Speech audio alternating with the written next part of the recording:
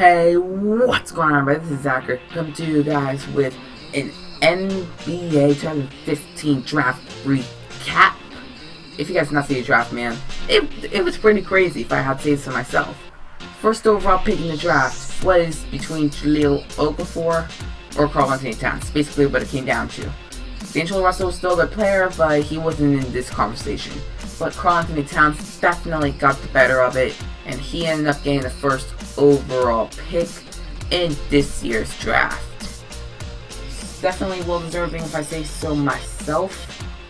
But yeah, I mean, this is heck of a I don't even know what I'm trying to say.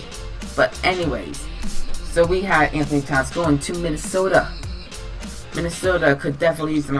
Andrew Wiggins, Nikola Pekovic, Ricky Rubio, who I believe did end up getting traded away last night. But anyways, they also ended up trading for Tyus Jones, who ended up getting picked by, I think it was Cleveland Cavaliers, if I'm not mistaken. But yeah. And then, second overall pick by Lakers. A lot of people thought since Anthony Towns was off the board, it was a no doubt Okafor. But they ended up picking up D'Angelo Russell, which, in my opinion, great move. Absolutely great move for this team. I mean, I think it's a lot better for him to be able to get a big man of free agency and drafting a shooting guard or point guard or whatever than drafting Okafor and then trying to sign a point guard or shooting guard. And like, it's not like you're gonna get Dwayne Wade, he's staying. He's staying. All I'm saying. But yeah. And then Philly, a bit of a surprising pick if I say so myself. I myself honestly do not like the pick that they made. With Jahlil Okafor, they could have definitely gotten someone better, like Emmanuel Mudiay maybe. Could have gotten someone like Justice Winslow, but they decided to go with Okafor. Although they have a lot of big men, they got Joel Embiid, needs to develop. Jonas Noel needs to develop. They're not even trying to develop these guys, and same thing with Okafor. These guys develop first before you can even do anything with them.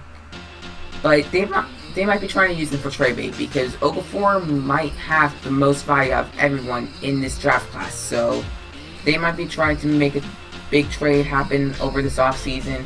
Who knows? We'll see what ends up happening this year. And then fourth overall, it was crazy, man. Barclays Arena, they hated it because, you know, there's a lot of New York Knicks fans there. It's in New York. And they hated Kristaps Porzingis. Now, this man is a phenomenal player, don't get me wrong. But I think that the fans were just disrespecting his talent. He could be the best player in the NBA in X amount of years. He's 7'2" power forward. I mean, the only thing he has to do is get some more meat in him, man. I mean, you'd probably say to someone lose weight, but this man is so skinny. Like he might be the skinniest player I've ever seen in the NBA. He needs to get some weight because anyone can back him up in the paint. No matter, like 7'2", I think. He needs to build up some body weight, man. Get some more fat into him. And then the fifth overall pick, Emmanuel Mudiay is still on the board. But, the Magic did end up picking up Mario Hezonja, which is not a bad move. I mean, I thought that Kristaps Porzingis would have been perfect for them here, but since that didn't fall for them, it's a decent move, I guess. I mean, they have Joel Embiid at the shooting guard, so that's not really useful for them. Maybe they play on small forward. Tobias Harris played pretty decently last year for them, but probably not the future for them. Elfrid Payton, I think, could develop pretty well. Nikola Vucevic is good. I think they should have went for a more power forward type, but Hezonja still is a pretty good fit for them. And then, you know, you got sixth. We have the Sacramento Kings picking up Willie Cauley-Stein, which is pretty much an indicator that George Karl is shopping DeMarcus Cousins. I mean, why else would he draft center? So it's going to be interesting this offseason. Definitely. And then 7th, Denver ends up picking Emmanuel Mudiay. I think a steal. I mean, but that also refers to them possibly trying to get rid of Ty Lawson, like there's been some talks. Definitely going to be a crazy offseason if I say so myself. 8th, it's Stanley Johnson to Detroit, and this one, I think Stanley Johnson would fit great for them. Here's the thing, Justice Winslow is still on the board. He's still on board. 9th pick, we've got the Charlotte Hornets. They could use Justice Winslow, but they end up picking up Frank Kaminsky, the last year player of the year. Great player. But was it worth it to pick him? I mean, we'll see. I mean, they got people that can play that position pretty well. But we'll see what happens. Then 10th, the Miami Heat. They probably got the best deal in the draft. I think they did the best out of every team in the draft this year to fill up their needs. They got Justice Winslow. They picked him up. My man, my Heat. Let's go, man. Let's go. Think of the starting line back to happen.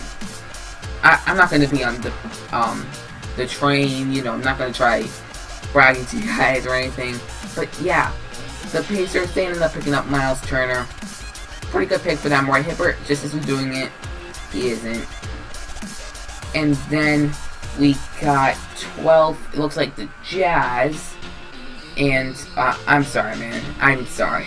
I'm trying to read off the screen, but it's kind of hard for me to read off this screen. But yeah, I mean, for the most part, everybody picked pretty well. And I almost got scared when the 28th pick happened, because the Celtics, they ended up picking R.J. Hunter. But if he went 2 more picks, it would have been done, man. Golden State picking up R.J. Hunter, the Splash Trio, whatever you want to call it. Man, I just want to give a little bit of recap about the top couple picks. And yeah, that's about do it for this episode. I hope you all enjoyed. If you guys did, please comment, rate, and subscribe. Whatever's coming out today soon. I'll catch you all later. Peace.